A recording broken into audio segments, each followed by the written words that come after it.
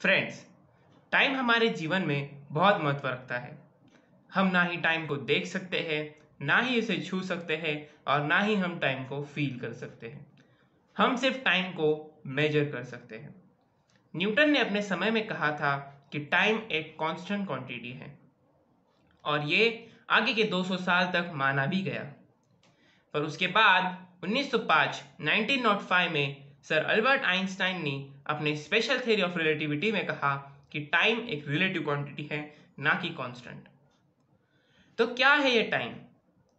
तो चलिए आज हम टाइम के बारे में ही और सीखते हैं।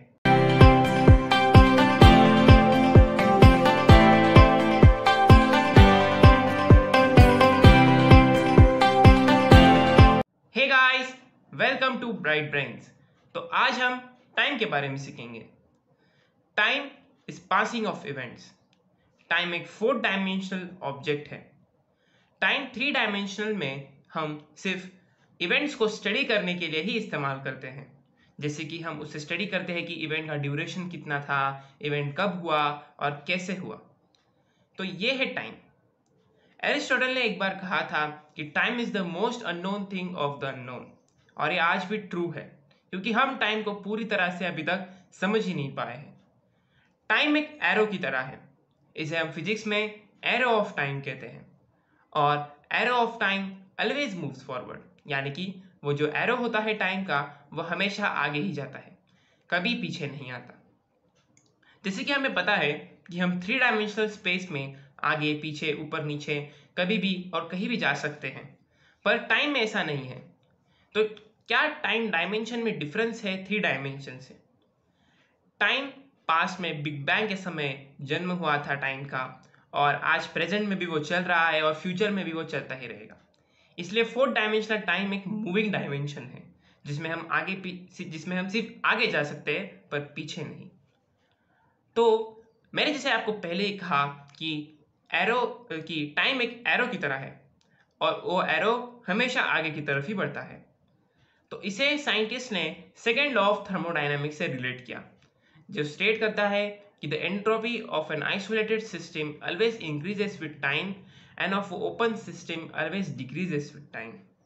टाइम के इंस्टेंस में ही एंट्रोपी इंक्रीज होती है या डिक्रीज होती है। एंट्रोपी मतलब एक ऑब्जेक्ट का ऑर्डर स्टेज से एंट्रोपी इंक्रीज मतलब एक ऑब्जेक्ट का ऑर्डर स्टेज से डिसऑर्डर स्टेज में जाना।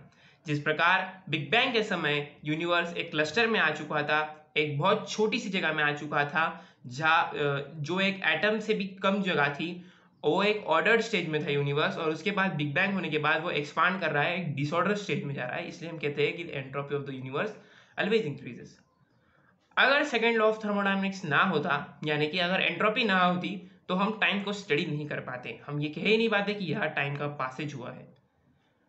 Time high intensive gravitational field में धीमा हो जाता है, और उसी प्रकार अगर आप प्रकाश की गति से ट्रैवल करेंगे तो उस समय भी टाइम धीमा हो जाएगा। और इससे ही एक नया कंसेप्ट जन्म लेता है, जो है time dilation. So what is time dilation? Time dilation मतलब difference between reading of 2 clocks, यानी कि जो 2 क्लॉक्स आपने रखी है, जो एक समझिए आपने एक ऐसे यान में रखी जो लाइट की स्पीड के बहुत नज़दीक ट्रैवल कर रहा है, और एक आपने ऐसी जगह पे रखी जो रेस्ट में है, बहुत धीमी प्रकार से ट्रैवल कर रही है। तो उन दोनों के टाइम रीडिंग में जो डिफरेंस होगा उसे हम टाइम डायलेशन कहते हैं।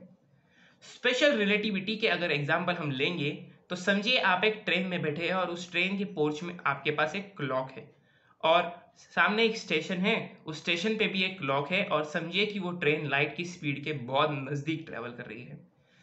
तो जब आप उस स्टेशन की क्लॉक के पास बाय होंगे तब आपको ऐसा लगेगा कि जो स्टेशन पे जो क्लॉक है, जो रेस्ट में है, वो थम गई है, वो बहुत स्लोली चल रही है, और आपकी जो क्लॉक है वो परफेक्टली चल रही है। और यही थे टाइम डायलेशन। जितनी तेज गति से आप ट्रैवल करोगे उतना ही ज़्यादा आप टाइम डायलेशन का फीलिंग करोगे। तो इसे हम एक एग्जाम्पल से समझते हैं। जैसे कि आपके सामने मैंने एक इमेज दी है। उस इमेज में मैंने दिखाया है एक 2 लोग हैं जिसे हमने ए और बी मार्क किया है। ए गिरीश है और बी हम उमेश ले लेते हैं। और वहाँ पे एक गाड़ी है और वो लाइट की स्पीड के साथ ट्रैवल कर सकती है। उसके ऊपर मैंने एक ट्यूब रखा है, उस ट्यूब में लाइट सोर्स है और वहाँ पे क्लॉक भी है काउंटिंग के लिए कि कितना टाइम लगा लाइट को ऊपर से नीचे आने में। और उस लाइट सोर्स से लाइट बीम पास हुई, ऊपर एक मिरर लगा हुआ है, उस मिरर को डैश होके वो वापस नीचे आएगी और नीचे ऊपर जाती रहेगी रिफ्लेक्शन की वजह से। ओके, तो हम इससे टाइम डायलेशन स्टडी करेंगे। हमें सिर्फ लाइट का मोशन देखना है कि कब किस समय लाइट को सबसे ज़्यादा देर लगी नीचे आने के लिए। तो चलिए अब आपको नेक्स्ट इमेज में दिखाता हूँ मैं। तो नेक्स्ट इमेज में जैसे कि आप देख सकते हैं कि ये है एक बी रेफरेंस फ्रेम, जैसे कि आप देख सकते हैं वहाँ पे, मतलब जो इंसान गाड़ी पे बैठा है उसका रेफरेंस फ्रेम है, उसका नाम हमने उमेश भी लिया गया है। ओके, आपको अंडरस्टैंड करने के लिए आप एक तो उमेश ले सकते हैं या बी रेफरेंस फ्रेम ले सकते हैं। तो जब वो गाड़ी लाइट के स्पीड के नज़दीक ट्रैवल होना शुरू हो जाएगी तो वो बी रेफरेंस फ्रेम में उस इंसान को कैसा लगेगा ये देखिए। उसे ऐसा लगेगा कि जो ए पॉइंट पे जो इंसान खड़ा है वो पीछे की तरफ जा रहा है, जो गिरीश खड़ा है वो पीछे की तरफ जा रहा है उतनी वेलोसिटी से जितनी वेलोसिटी से वो बी वाला आगे जा रहा है। ओके, और उसके लिए जो ट्यूब में लाइट है वो स्ट्रेट लाइन में ही प्रोपोगेट करेगी, स्ट्रेट लाइन में ही ऊपर नीचे जाएगी और टाइम भी बहुत कम लगेगा। और वो लाइट की स्पीड के बहुत नज़दीक ट्रैवल कर रहा है, मैंने जैसे कि आपको पहले ही बताया। ये अगर आप नोट नहीं करेंगे तो आप टाइम डायलेशन डिफरेंस नहीं बता पाएंगे दोनों रेफरेंस फ्रेम्स में। ओके, क्योंकि फिजिक्स में हम टाइम रेफरेंस फ्रेम के अनुसार स्टडी करते हैं। तो चलिए अब नेक्स्ट इमेज में हम देखते हैं जो है ए फ्रेम ऑफ रेफरेंस, मतलब गिरीश का फ्रेम ऑफ रेफरेंस। तो उसे कैसा लगेगा, वो रेस्ट में है और जो सामने वाला जो बी वाला है वो गाड़ी पे बैठा है और वो मोशन है लाइट की स्पीड के बहुत नज़दीक। तो जब वो चलेगा लाइट की स्पीड के बहुत नज़दीक तो ए वाले को लगेगा कि वो कुछ वेलोसिटी से, लाइट की स्पीड के नज़दीक से जो वेलोसिटी वो ट्रैवल कर रहा है उस वेलोसिटी से आगे जा रहा है। और जो लाइट बीम है वो पहले ए पॉइंट से निकली, जो लाइट सोर्स वहाँ पे है उस लाइट सोर्स से एक ए पॉइंट पे निकली, ए पॉइंट के बाद बी पॉइंट पे गई, बी पॉइंट से रिफ्लेक्ट होके फिर सी पॉइंट पे गई। यानी कि उसे दिखेगा कि लाइट को बहुत ज़्यादा समय लग रहा है वापस अपनी ओरिजिनेटेड पोजीशन में जाने के लिए।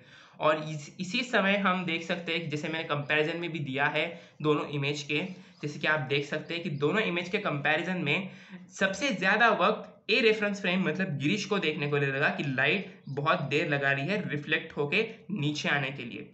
और इसी को हम टाइम डायलेशन कहते हैं, डिफरेंट रीडिंग ऑफ क्लॉक्स। यानी कि आप अगर रेस्ट में होंगे तो आपके लिए लाइट जो होगी वो बहुत धीमे प्रकार से नीचे आएगी। अगर आप उस गाड़ी में ही बैठे होगे मतलब इनर्शियल फ्रेम ऑफ रेफरेंस में होगे तो आपके लिए वो लाइट स्ट्रेट लाइन में ट्रेवल करेगी और आपको लगेगा कि इसे बहुत कम समय लग रहा है। टाइम हम टाइम को पूरी तरह से समझ नहीं पाए, जैसे कि मैंने आपको पहले ही कहा। तो कुछ फिजिसिस्ट मानते हैं कि टाइम एक इल्यूजन भी हो सकता है। तो चलिए ये कैसे हो सकता है ये भी समझते हैं। Why time is an illusion. ये समझने से पहले आपको ये पता होना चाहिए कि पास्ट, प्रेजेंट और फ्यूचर तीनों एक ही समय पे एग्जिस्ट करते हैं यूनिवर्स में। इसे हम एक एग्जांपल से समझते हैं। बिटिलिगस नाम का एक स्टार है स्पेस में जो सबसे प्रोमिनेंट है सुपरनोवा एक्सप्लोजन के लिए, जिसका किसी भी समय सुपरनोवा एक्सप्लोजन हो सकता है पर आपको वो 642 ईयर्स के बाद ही दिखेगा। तो चलिए इसके बारे में समझते हैं। और तो ये बिटिलिगस नाम का जो स्टार है वो हमसे 642 लाइट ईयर्स की दूरी में है, 642 लाइट ईयर्स की दूरी में है, क्योंकि हम स्पेस में टाइम जो मेजर करते हैं वो लाइट ईयर्स में मेजर करते हैं। और इसीलिए हमें बिटिलिगस का जो सुपरनोवा एक्सप्लोजन होगा वो 642 ईयर्स के बाद ही दिखाई देगा, उससे पहले हम उसे देख नहीं सकते। और रात को अगर आप बिटिलिगस को ऑब्जर्व करेंगे तो जो लाइट आप रात को देख सकेंगे वो 642 ईयर्स पास्ट होगा बिटिलिगस का। मतलब आप आपकी प्रेजेंट में बिटिलिगस का पास्ट देख रहे हैं। और इसीलिए मैंने कहा कि एब्सोल्यूट पास्ट, एब्सोल्यूट प्रेजेंट या एब्सोल्यूट फ्यूचर तीनों एक ही टाइम पे एग्जिस्ट करता है यूनिवर्स में। और इसी की वजह से साइंटिस्ट को लगा कि जो हम प्रेजेंट में मेजर करते हैं क्या वो सिर्फ एक इल्यूजन है, क्या टाइम एक सिर्फ इल्यूजन है जिसे हम मेजर नहीं कर सकते, जिसे हम सिर्फ मोशंस को स्टडी करने के लिए यूज करते हैं। तो ये था why time is an illusion का कंसेप्ट, और ये मिसकंसेप्शन है ऐसा मानते हैं बहुत फिजिसिस्ट। तो चलिए आज की वीडियो में मैंने आपको बताया कि टाइम क्या है, फिर हमने टाइम डायलेशन के बारे में सीखा और हमने फिर why time is an illusion ये भी समझा। हम नेक्स्ट वीडियो में टाइम ट्रैवल का बहुत ही इंटरेस्टिंग कंसेप्ट स्टडी करेंगे। ये कंसेप्ट बहुत इंटरेस्टिंग है, मुझे ये कंसेप्ट बहुत पसंद है और मुझे आपको सिखाने के लिए बहुत मज़ा आएगा। तो तब तक keep exploring, keep thinking about time and keep watching bright brains. Thank you.